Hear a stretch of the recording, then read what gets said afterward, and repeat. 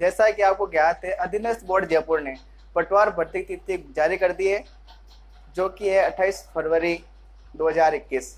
इसी क्रम में एक टॉपिक है आपका जीव विज्ञान, उसके बारे में अपना अध्ययन करेंगे। तो देखिए आप, जीव विज्ञान, इसको बोलते हैं बायोलॉजी,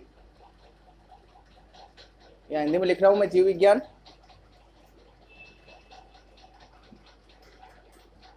बायोलॉजी होता क्या है, तो इसका अध्ययन कुछ प्रकार होगा। यह एक बायोलॉजी ग्रीक भाषा का शब्द है।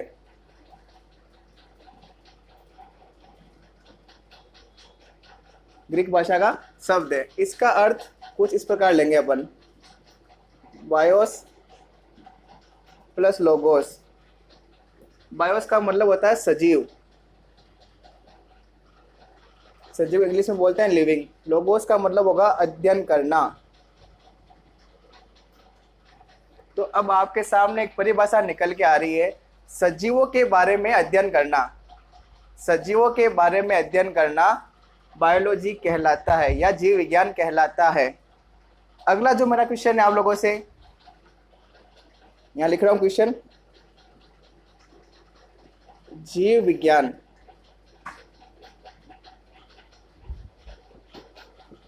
या बायोलॉजी, यह शब्द किसने दिया? तो यह शब्द सन 1802 में, सन आपको याद रखनी है 1802 में, दो वैज्ञानिक, एक थे लेमार्क और दूसरे थे ट्रेविनेरियस,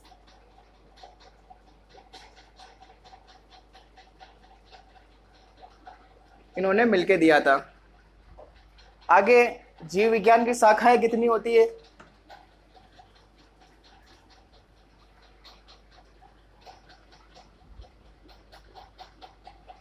शाखाएं यानी ब्रांचेस। तो जीव विज्ञान को अपन 3 शाखाओं के अंदर बांट कर पढ़ेंगे। पहली शाखा इसकी है जूलॉजी, दूसरी है बॉटनी, तीसरी और सबसे इंपॉर्टेंट ब्रांच जिसके क्वेश्चन आजकल एग्जाम में आने लगे हैं, तो देखिएगा माइक्रोबायोलॉजी।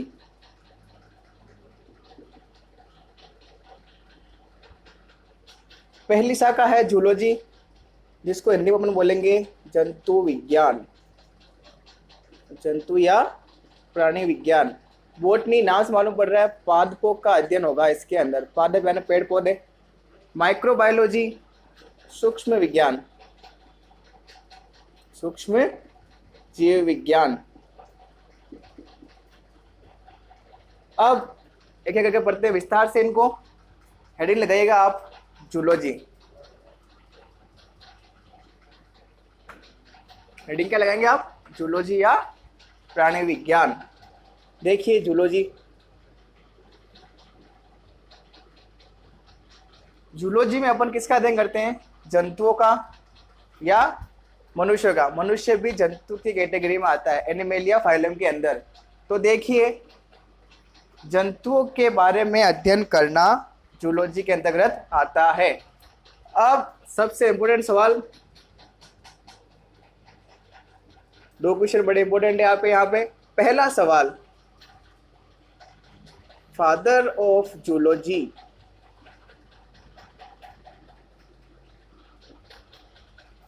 हिंदी में लिखेंगे अपन जंतु विज्ञान के जनक। जंतु विज्ञान के जनक वो है अरस्तु। एक सवाल आपके एग्जाम की दृष्टि से क्लियर हो चुका है, जंतु विज्ञान के जनक अरस्तु। दूसरा, इन्हीं को जीव विज्ञान या जंतु विज्ञान जनक क्यों कहते हैं? क्यों कहते हैं? इन्होंने एक किताब लिखी थी, उस किताब का नाम आपसे पूछा जाएगा। वो नाम है द हिस्टोरिया ऑफ एनेमेलिया। एनेमेलिया सेम नाम रहे इंग्लिश में आपको एग्जाम में भी। अगला सवाल जो अपने पीछे छूट गया था, यहाँ लिख लीजिए आप, बायोलॉजी के जनक कौन है? तो बायोलॉजी के जनक भी अरस्तु ही है। ठीक है, अगली हेडिंग लगाइए आप लोग, बॉटनी।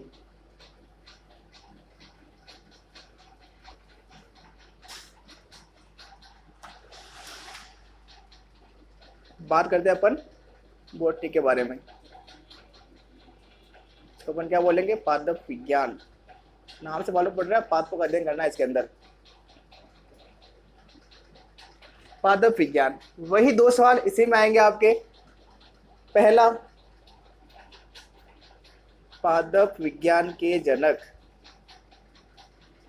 पादप विज्ञान के जनक कौन है? Who is the father of botany? तो वो है थियोफ्रेस्टिस। थियोफ्रेस्टिस।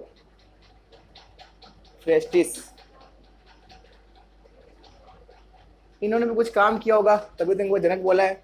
तो इन्होंने भी एक किताब लिखी थी। किताब का नाम the Historia of plantarum. The Historia of plantarum. यहाँ पे एक बात समझिए आप, जब जंतुओं का नाम आया था जूलॉजी के अंदर तो यहाँ पे था एनिमेलिया। पादपों का नाम आया तो प्लांटेरम। आसानी से याद आ जाएगा आपको। पादप पूछे तो प्लांटेरम, जंतु पूछे तो एनिमेलिया। अगली हेडिंग लगाइए आप, माइक्रोबायोलॉजी। इसे क्या बोलते हैं अपन? सूक्ष्म जीव विज्ञान।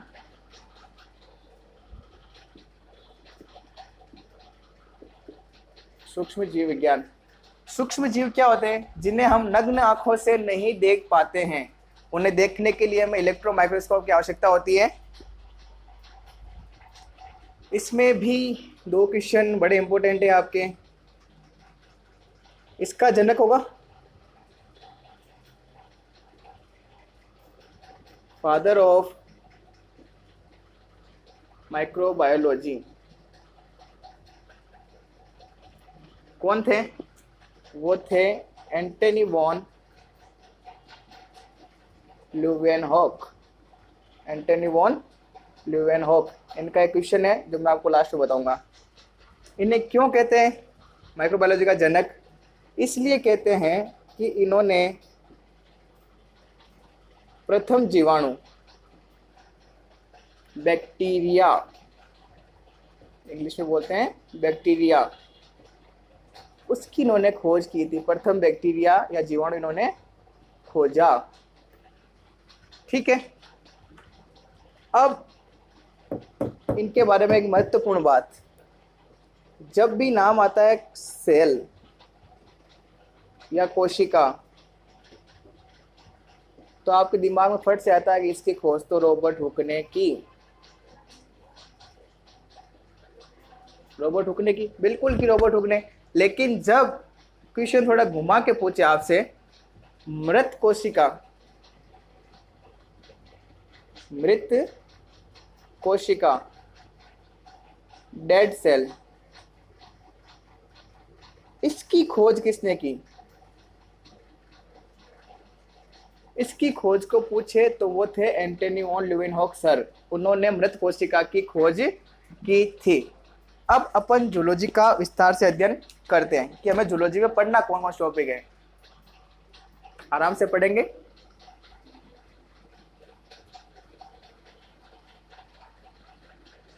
देखिए जूलॉजी, हेडिंग लगा रहा हूं, सिलेबस बता रहा हूं।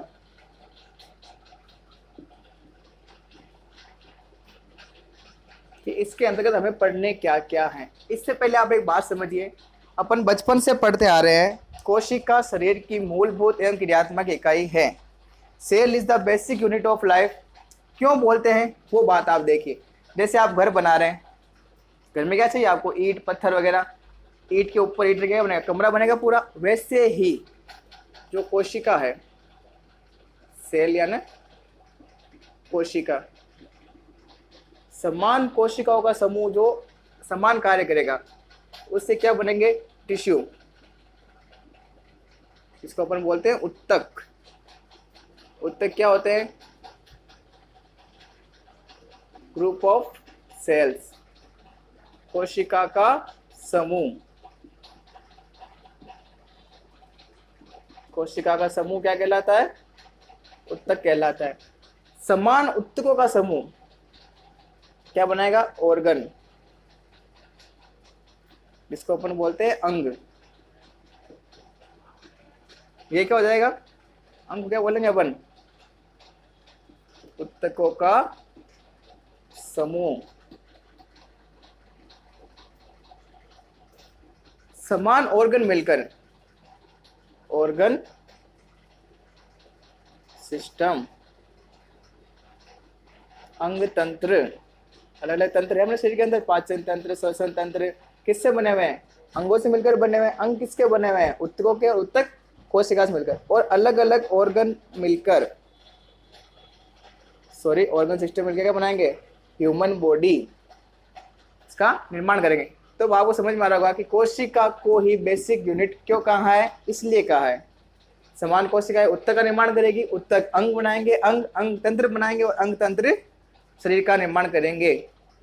हमें पढ़ने क्या है जूलॉजी के अंदर? हमें पढ़ने हैं अंग तंत्र, मानव शरीर के अंग तंत्र। हेडिंग लगाइए आप। समझ में आ गया होगा आपको अंग तंत्र क्यों पढ़ने हैं। जूलॉजी में पहला टॉपिक होगा हमारा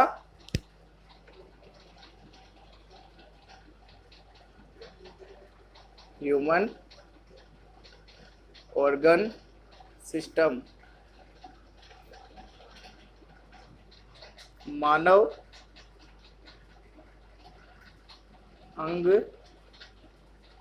तंत्र। कौन कौन से तंत्र हमें पढ़ने हैं उनको आप नोट कीजिएगा।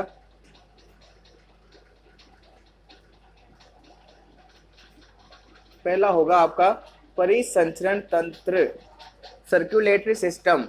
रक्त के बारे में इसमें क्या पढ़ेंगे अपन? मानव का रक्त, रक्त वाहिकाएं,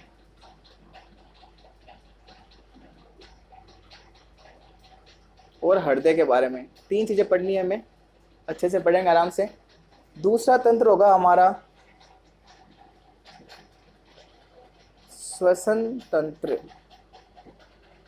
तीसरा होगा हमारा तंत्रिका तंत्र।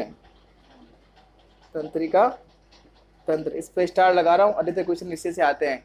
इसमें अपन अध्ययन करेंगे ह्यूमन के ब्रेन का, यानी मानव के मस्तिष्क का। बड़े सवाल आता है इसमें से आपके। चौथा प्रजनन तंत्र, दोनों पढ़ने हैं हमें, मेल और फीमेल के।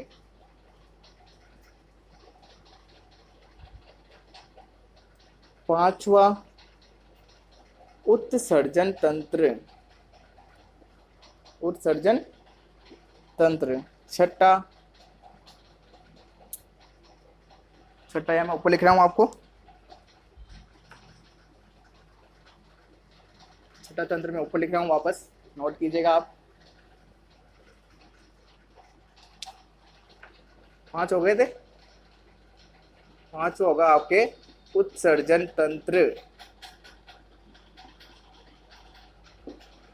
छठा होगा आपके मांसपेशीय तंत्र।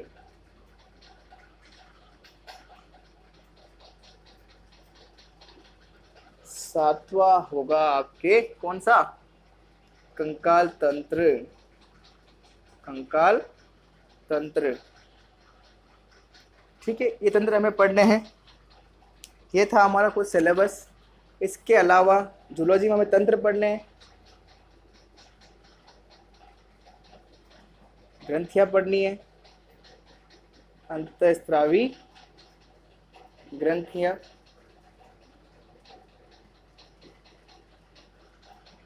अब एग्जाम का वेटेज, क्वेश्चन कितने परसेंट किस सब्जेक्ट से आएंगे? तो जूलॉजी में से 70% क्वेश्चन आपके जूलॉजी में से आएंगे। बॉटनी में से आपके आएंगे 20%,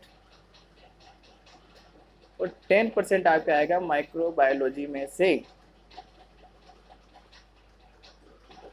अच्छे से पढ़ना है, आराम से पढ़ेंगे, अच्छे से पढ़ेंगे। अब पहला तंत्र रक्त परिसंचरण तंत्र, सर्कुलेटरी सिस्टम।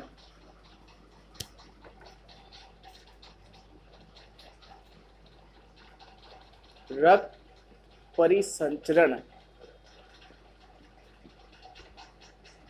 तंत्र, सर्कुलेटरी सिस्टम। देखिए परिसंचरण का मतलब,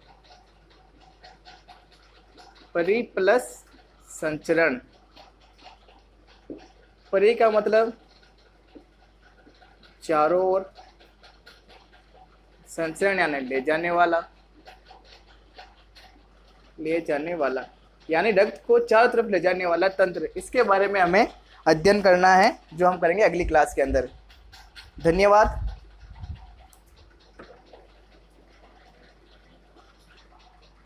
नियमित अपडेट पाने के लिए आप चैनल को सब्सक्राइब कीजिए, लाइक कीजिए और शेयर कीजिए। इस क्लास की पीडीएफ आपको जल्द मिलेगी।